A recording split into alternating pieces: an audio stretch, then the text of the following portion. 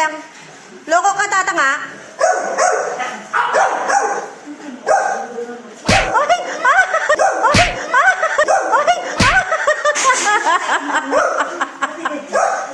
Loko ka talaga, tatang.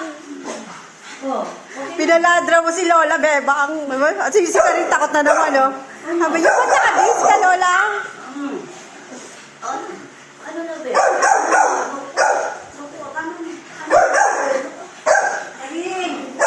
Bakit? Tatang sa kanya.